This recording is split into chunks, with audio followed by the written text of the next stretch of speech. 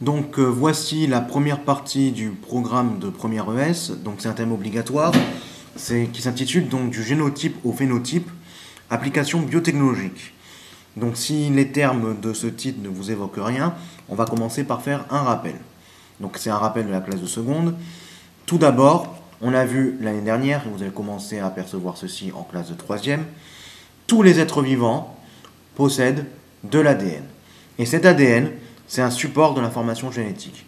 La particularité, c'est que l'on retrouve au niveau de la structure de l'ADN et de la fonction de l'ADN la même chose, quel que soit l'être vivant en question. C'est pour ça que l'on dit que l'ADN est le support universel de l'information génétique. La structure et la fonction de l'ADN est la même chez tous les êtres vivants. Quelle est justement cette structure de l'ADN? Eh bien, l'ADN, c'est une double hélice qui est constituée de deux chaînes, et les chaînes sont une succession de nucléotides. Alors, en détail, les nucléotides, on a vu en classe de seconde, c'est un phosphate, un sucre, le désoxyribose, et une base azotée parmi 4 possibles. Pour simplifier, on va dire que l'ADN, c'est constitué donc de deux chaînes, c'est une double hélice constituée de deux chaînes, qui est la succession de nucléotides. On va simplifier le terme nucléotide simplement aux bases azotées, les 4 possibles, adénine, thymine, guanine et cytosine. Pourquoi? Parce que c'est cette alternance de ATCG, on va le voir après, qui est à l'origine du code génétique. Alors, à noter en plus que comme il y a deux chaînes, donc l'ADN est une molécule constituée de deux chaînes, eh bien, les chaînes sont complémentaires l'une à l'autre. Comment s'effectue la complémentarité? Eh bien, quand sur une chaîne on trouve un adénine, tout de suite en face, sur la chaîne suivante, on trouve une thymine. De même, si on trouve une cytosine sur une chaîne, en face de la cytosine, liée à elle, on trouve la guanine. Donc il y a une complémentarité AT et CG.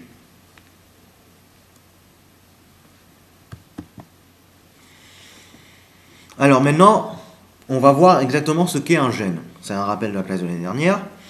Un gène, c'est une portion de la molécule d'ADN, donc c'est juste un fragment de cette molécule, qui code pour la formation d'une protéine. Alors j'ai mis entre guillemets protéine, puisque si on devait être parfaitement rigoureux, ce n'est pas forcément la formation de toute une protéine fonctionnelle, mais d'une portion d'une protéine fonctionnelle. Donc on va dire un polypeptide.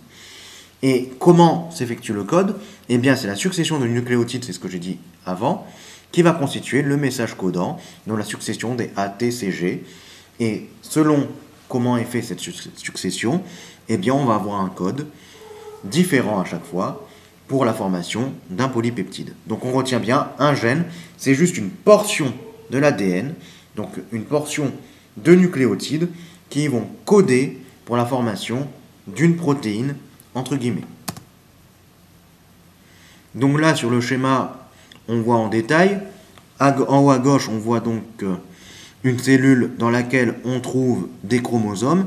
Les chromosomes ne sont visibles que lors de la division cellulaire, je le rappelle. Mais c'est quoi un chromosome? Eh bien, en zoomant un peu, on voit que les chromosomes, c'est simplement une molécule d'ADN enroulée. Si on déroule la molécule d'ADN, là, à droite sur le schéma, on voit donc une double hélice constituée de deux chaînes. La chaîne la chaîne constitue une nucléotide, et on voit la complémentarité des nucléotides, A avec T et C avec G. Des définitions de rappel, donc c'est des définitions que vous avez déjà vues l'année dernière en seconde, mais que vous êtes obligé donc de connaître pour ces classes de première ES, afin de comprendre tout ce que l'on va faire par la suite. Donc, déjà, le type, c'est du génotype au phénotype. C'est quoi un génotype? Eh bien, c'est l'ensemble des allèles d'un individu qui sont portés par l'ADN d'une cellule somatique de cet individu. La définition est complexe, on va un petit peu la détailler. Le terme d'allèle, on va le revoir après, c'est les différentes versions d'un même gène. Et une cellule somatique, dans somatique, il y a le mot soma qui veut dire corps. En fait, il y a deux grandes catégories de cellules. Les cellules somatiques, d'une part, les cellules germinales, d'autre part. Les cellules somatiques, c'est les cellules du corps, c'est-à-dire les cellules qui ne vont pas être à l'origine des gamètes. C'est-à-dire c'est toutes les cellules qui ne donneront pas, par la suite, en se différenciant, des cellules germinales, des gamètes, c'est-à-dire spermatozoïdes chez les hommes et ovules chez les femmes. Donc c'est toutes les cellules qui ne donneront pas des gamètes, les cellules somatiques. Qu'est-ce que c'est un gène maintenant? Eh bien c'est ce que j'ai dit tout de suite avant, je le répète parce que c'est super important, c'est un segment de la molécule d'ADN qui code pour un polypeptide, ou alors entre guillemets, on peut utiliser le terme protéine. Sachant bien sûr derrière que la protéine, c'est une molécule qui est en fait un assemblage de plusieurs polypeptides. Qu'est-ce qu'un allèle? Donc on a utilisé le terme allèle dans la définition de génotype. Un allèle, donc ce sont les différentes versions d'un même gène.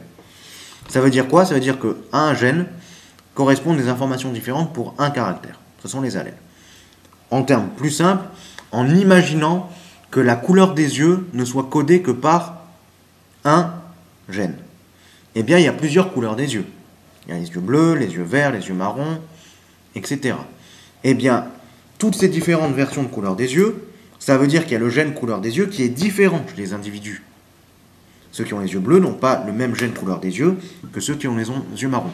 Pourtant, le gène code pour l'information couleur des yeux. Eh bien, les différentes versions de ce gène, c'est-à-dire la version bleue, la version marron, la version verte, la version noire, etc., eh bien, ces différentes versions d'un même gène, c'est ce qu'on appelle un allèle. Maintenant, dans le titre, on a le terme du génotype au phénotype. C'est quoi le phénotype? Le phénotype, c'est l'ensemble des caractères observables, que ce soit les caractères anatomiques, morphologiques, moléculaires, physiologiques ou éthologiques, qui caractérisent un être vivant donné. En gros, c'est l'expression du génotype. Ça implique quoi? Eh bien, il y a le gène couleur des yeux, c'est un code. Et qu'est-ce qu'on voit en résultat? On voit le phénotype, on voit des yeux bleus. Si on devait faire une analogie avec le monde informatique, eh bien, quand vous utilisez un ordinateur, vous voyez le résultat à l'écran du code informatique qui, à sa base, est simplement constitué d'un code binaire, 0 et 1. Le courant passe pas. Pourtant, sous vos yeux, là en ce moment, vous n'avez pas des 0 et des 1, vous entendez ma voix et vous voyez le cours apparaître. Donc c'est ça, le phénotype, c'est l'expression du code. Donc c'est l'expression du génotype. Maintenant, le terme caractère, qu'est-ce que c'est? Ben, c'est un petit peu mal dit, mais malheureusement, je n'ai pas trouvé une meilleure définition. Un caractère, c'est une caractéristique d'un être vivant donné. Et une caractéristique, ça peut être plein de choses. Caractéristique anatomique, physiologique, comportementale ou psychologique. Alors, tout à l'heure, dans la définition de phénotype, j'ai utilisé le terme éthologique. Eh bien, éthologique, l'éthologie, c'est l'étude du comportement des êtres vivants. Donc, quand on a une caractéristique comportementale ou une caractéristique éthologique, ça veut dire la même chose. Maintenant qu'on a